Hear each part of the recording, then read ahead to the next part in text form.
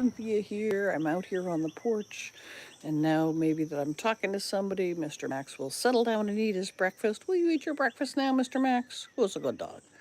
Yeah. And Mr. Highway has come up to have a wash and a look and a listen. And I'm feeling grateful for so many things today. So one of the things I've showed you on a live stream before was the art that I've been working on, taking spent flowers from, we have a thumbs up, hi Mitch. So when those flowers, you can barely see them out there, pass, I could go pick that one right now, but I'm not going to. Um, then I take them. Hey John Massa, how are you? Hello, hello, hello. Yes, Mr. Max is going to have breakfast now that he has company. Thank you for stopping by. So here's this thing. I've been doing this thing with flower art where I take the flowers and I squeeze them out and they make these really pretty bright things, but now they're getting these black prints on them and they're like textured. And it's not mold or mildew, but it's something growing and it's ruining the art. So yeah, Z Angel, no apologies. You are here in divine time. We have two thumbs up. So hey, I've told you about this pathogen infection, that the reason why the iris, beds have very few greens because I'm cutting them out. And I've been the spider plants I had inside all winter, and now see the brown on the ends of those leaves. I have been they finally got diagnosed yesterday, and I did a live stream the other day. I was talking to people about I cut off the spider babies and I put them in a jar, and I was going to take them to Nashville. I was going to take them to Nashville freaking tomorrow. But look, the babies, they've got the infection. I can't take them anywhere, you know. So you're sick, Zoo Angel. Okay, Z Angel, not Zoo Angel. Excuse me. um, oh, so here's the thing. I have this faith practice that says to me, when I am sick, embrace it. Be grateful and accepting, and say this is a cleansing. This is a way to purify my body. If it, I don't know what your sickness is, but you got stuff in your chest that needs to be coughed up. You cough it up and you purify your body. Yeah, your guts make you run, and so yeah, I'm sorry you're sick, and I'm grateful for it, and I invite you to be grateful for it and to accept it for what it is. And even though you got ready. All right, very good. So, Mitch, you're off to school or something. You can't be in school. It's July, but you're off to somewhere. Thank you for stopping by. It was good to see you, even though I don't see you. And yeah. So yeah, I came on with the thoughts about, these plants that have been so good. Now I get to cut off their remove. See that leaf. Oh, you're going to Wisconsin? Cool. What's in Wisconsin? You have a grandmother where you are. Hello, God of Red Baccalario. That's a name. There's got to be a story behind that name. How are you today?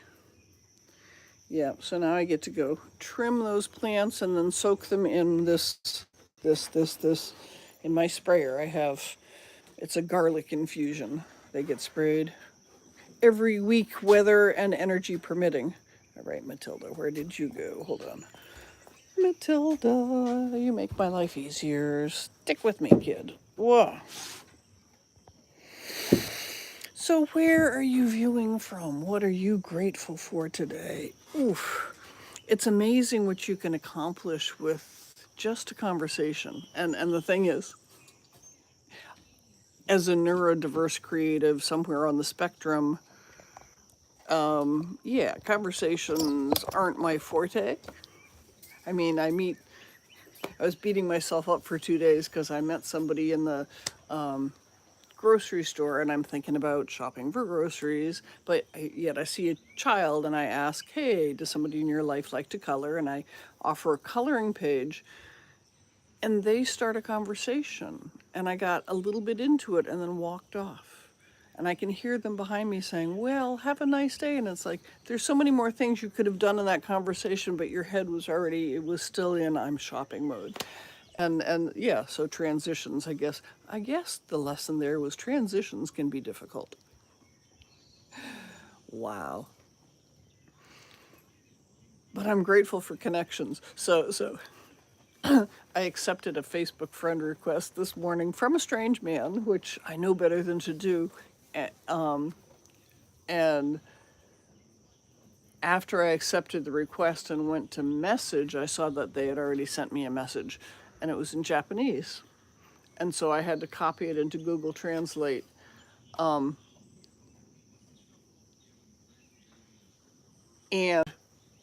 by doing that, I got to read the Japanese written in characters that I could read, in a alphabet that I could read. And I thought, well, if nothing else, having conversations on the side with somebody where I'm doing the Japanese to English translation that way will be good for my learning Japanese, even though I'm not investing myself in learning that. Yeah, what are you up to, Mr. Cat? He's beaten up the, what are you doing? What are you doing? What did that mat ever do to you, Mr. Cat?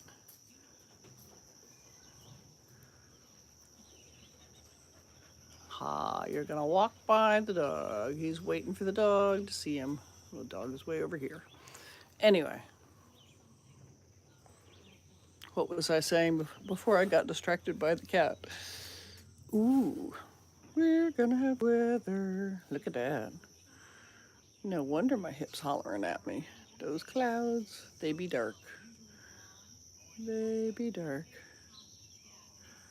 I'm watching the birds out there. I've had a lot of fun past couple of days. Nobody's here, that's okay. I've enjoyed, I offer light to my partner when he's sitting in this chair. And from there, oops, turn it around. From there, I see what's happening out in the yard.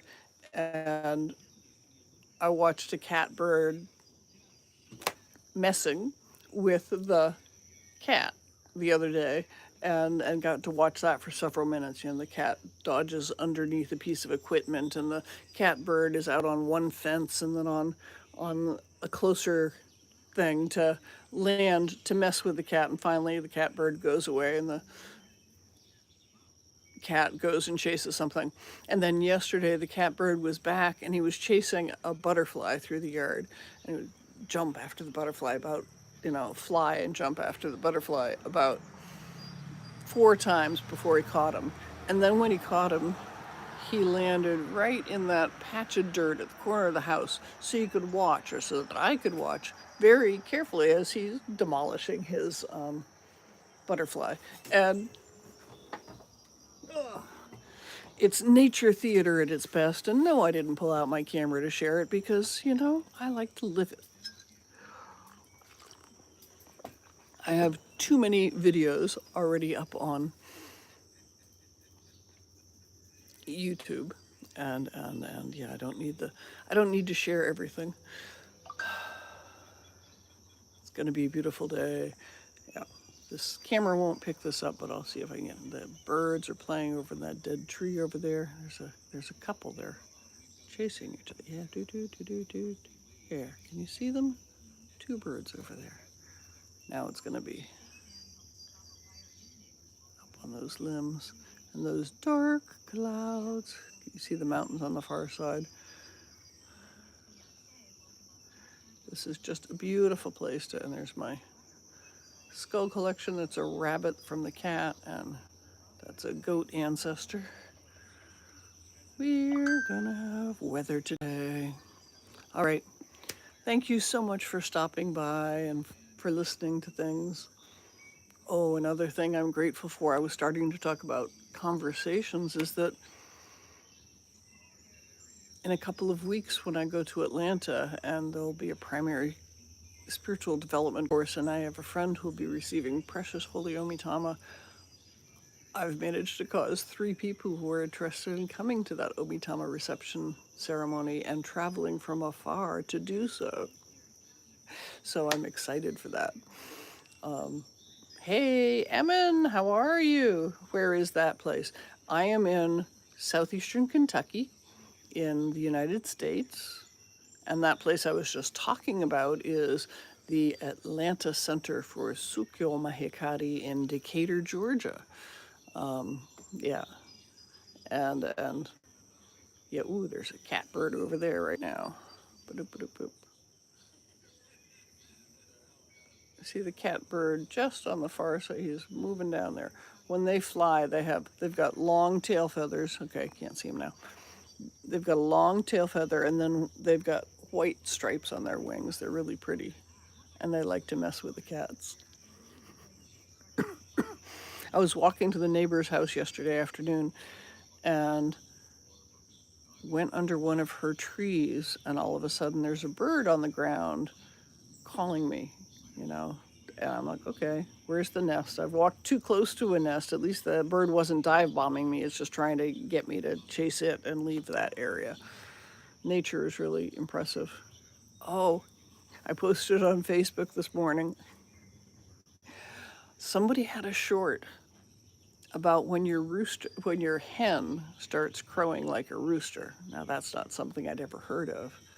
And I'd never heard of spontaneous sex reassignment in hens. And so I reposted the video on Facebook saying, you know, gee, this is a note that I should be filing in a drawer for a book that I'm never going to write. Because, yeah, sex and gender roles in nature have been on my radar for various reasons for a number of years. And so if a flock is left without a rooster, a hen may start taking the lead role and crowing. And she'll continue to lay eggs, and she's still a hen, but she crows like a rooster. Or a hen only produces eggs from the left ovary, and should that stop functioning, then the gonad that she has will start functioning and produce testosterone, and she'll grow a comb and longer feathers and crow like a rooster and stop laying eggs. And what, you know, I mean, that's fascinating what nature does. And I'm sure this is, again, hopefully for her, it didn't say this, hopefully that would only happen when there's not already a rooster in the flock, because if she's doing that with a rooster in the flock, ooh, well, yeah, you don't want two roosters. I've had multiple roosters before, and it's fun watching them fight and everything, but yeah, you wouldn't want to be a new rooster in that. But that was fascinating. I've never seen that. Oh, and I've been blaming our rooster for the beheaded hens, even though, you know, I've heard raccoons, but I've looked around and couldn't find an entry point for raccoons. And now I suddenly learned from a neighbor the other day that, yeah, the raccoon just reaches in through the chicken wire. All of the carcasses have been next to the side of the cage. And because this last one who passed earlier this week, I think, the head was totally missing, not just beheaded, but the head was not in the coop anymore. You know, the diagnosis was definitely raccoon. So the rooster is no longer being charged. He no longer gets the lectures when I find another dead hen, because he's very good at making sure that those eggs are fertilized as soon as the hens get up in the morning. He does his job, and so, you know, we're assured that when we get eggs out of the nest box that they've been fertilized. And so I would lecture him about, well, you know, if you like that, that's not going to happen. Good morning, Junior Garza. How are you? What are you grateful for today? And I've been chattering for a while, so I think I'm going to stop, unless you have something to say. I'm out here feeding the mosquitoes, too. That's something I could stop doing. Anyways, thank you for stopping by. Thank you for listening to me babble on. And yeah, if you're visiting later, put in the comments, where are you viewing from? What are you grateful for today? And an invitation. if you witness the miracles of God by whatever name in your life and you want to share those miracles, look through my channel, Bearing Witness to Miracles, Protections, and Blessings in Everyday Life. It's a playlist on my YouTube. And from there, you can find the invitation link to whatever the next one is. The next one will be in August. It's on the second Wednesday of each month in 2026. I'm not committing beyond that, at 2 p.m. Eastern. And yes, you're welcome to bring whatever faith you have, so long as you've had that experience. So I am awesome. How are you, Atif Chima? And hi, Yemen. Yemen Hain. Oops.